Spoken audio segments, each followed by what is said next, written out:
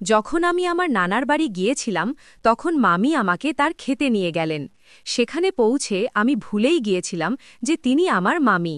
মামিও খুব সুন্দর এবং তার বয়স প্রায় ২৭ বছর, অর্থাৎ তিনি আমার চেয়ে বেশি বড় নন। তার উচ্চতা আমার চেয়ে বেশি এবং শরীরও বেশি সুগঠিত। তার স্বভাব খুব ভালো। আমি তার সাথে বিভিন্ন বিষয়ে কথা বলেছি, কিন্তু তিনি কখনো রাগ করেননি। তাই আমি মিষ্টি মিষ্টি কথা বলে তাকে রাজি করালাম এবং ঘনিষ্ঠতা বাড়ালাম। এরপর আমি তাকে খেতে ঘুরাতে নিয়ে যেতে শুরু করলাম।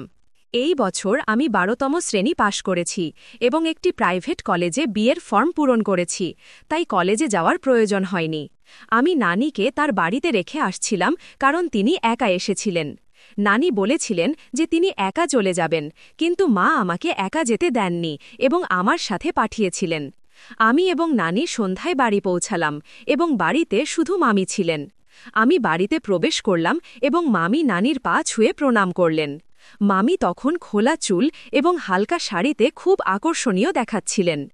এরপর নানি মামা এবং নানা সম্পর্কে জিজ্ঞাসা করলে মামি জানালেন যে শ্বশুর বাইরে গেছেন এবং ১ সপ্তাহে ফিরবেন।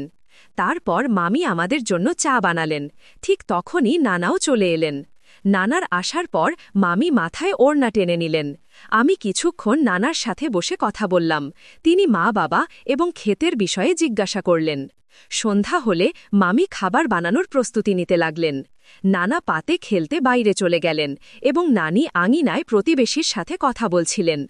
আমি হলেই বসে মামির চিন্তায় মগ্ন ছিলাম। আমি ভাবলাম রান্নাঘরে গিয়ে মামির সাথে কথা বলবো, কিন্তু যেহেতু আমি নতুন এসেছি তাই সংকোচ হচ্ছিল। মামার বিয়ের পর এটা আমার নানার বাড়ির দ্বিতীয়বার আসা। আগের বার মামি তার মায়ের বাড়ি চলে গিয়েছিলেন। এমন সময় মামির কণ্ঠ শোনা গেল, শুভম, তুমি এখানে আছো নাকি বাইরে গেছো? আমি তাড়াতাড়ি উত্তর দিলাম, না মামি, আমি এখানেই আছি। মামি হেসে বললেন, তাহলে রান্নাঘরে এসো না, তোমার সাথে আমারও সময় ভালো কাটবে।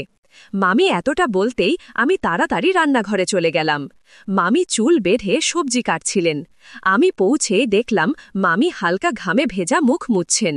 আমি মজা করে বললাম, সত্যি বলছি মামি, হয়তো তোমার জানা নেই, কিন্তু তুমি কত সুন্দর দেখতে। মামি হেসে বললেন, অরে শুভম, আমি জানি এই গ্রামে আমার মতো সুন্দর কেউ নেই। আর শোনো, আজ যদি আমার হাতের খাবার খাও তাহলে আঙুল চেটে খাবে। তারপর আমরা সবাই খাবার খেলাম।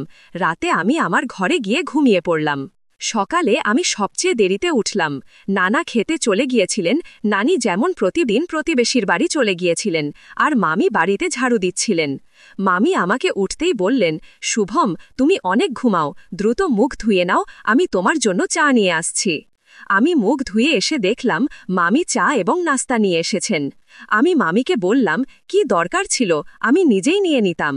মামি আমার পাশে বসে হেসে জিজ্ঞাসা করলেন, কি শুভম, রাতে এত দেরি করে কার সাথে কথা বলছিলে, তাই তো এত দেরি করে উঠেছ? আমি বললাম, মামি, তুমিও তো সকাল সকাল শুরু করে দিলে। মামি হেসে বললেন, সত্যি সত্যি বলো, মিথ্যা বলো না, কে সে, তার ছবি তো দেখাও, সে কি আমার চেয়ে বেশি সুন্দর, আমিও দেখি। আমি মামির কাছে শপথ করে বললাম, মামি, সত্যি তোমার কসম, এমন কিছুই নেই। তখন মামি অবাক হয়ে বললেন, মানে তুমি এখনো কাউকে সেটও করনি? আমি মাথা নাড়ছিলাম আর মামি আমার দিকে তাকিয়ে হাসছিলেন। মামি হেসে বললেন, তাহলে মামি সম্পর্কে কি মনে হয়?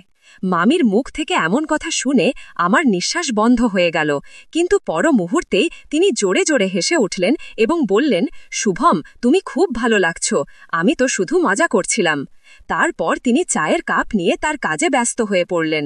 সত্যি বলতে মামির স্বভাব খুব ভালো, তিনি সব সময় এমন মজা করে থাকেন।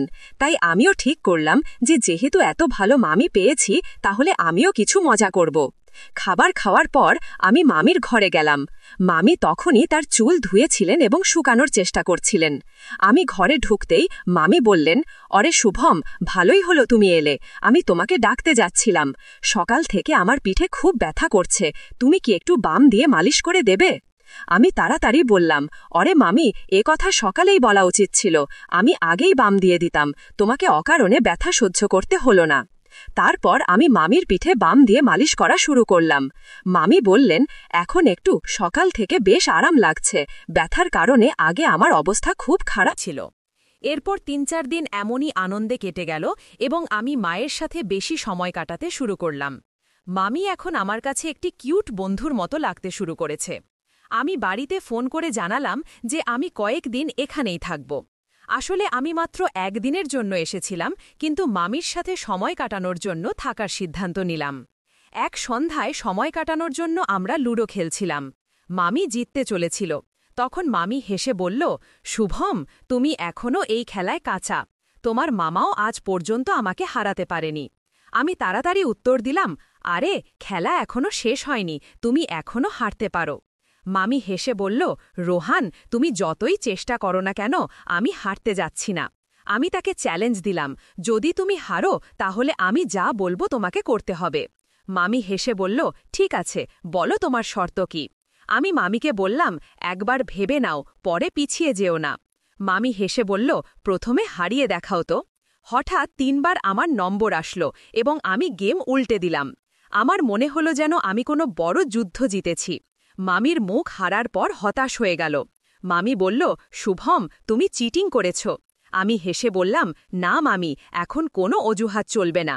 মামি হেসে বলল, ঠিক আছে, বলো তোমার কি ইচ্ছা। আমি একটু গম্ভীর হয়ে বললাম, মামি, দয়া করে রাগ করো না এবং আমার কথা খারাপ মনে করো না। মামি বলল, আরে না, রাগ করব না, বলো কি বলতে চাও। আমি এক নিঃশ্বাসে মামিকে সব বললাম এবং শান্ত হয়ে গেলাম। মামি বলল, তুমি কি বলছো? তুমি কি বুঝতেও পারছো আমি তোমার মামি? আমি ক্ষমা চেয়ে বললাম, দয়া করে মামি, আমার কথা খারাপ মনে করো না। মামি হেসে বলল, শুভম, আমি তোমার ওপর কেন রাগ করব, কিন্তু তুমিই ভেবে দেখো আমি তোমার মামি। আমি বললাম, দয়া করে মামি, আমার কথা বোঝার চেষ্টা করো। মামি বলল, ঠিক আছে, কিন্তু একটু প্রতিশ্রুতি দাও যে তুমি এই কথা কাউকে বলবে না, এমনকি তোমার বন্ধুদেরকেও না। আমি খুশি হয়ে বললাম, পাকা প্রতিশ্রুতি মামি, কাউকে বলবো না।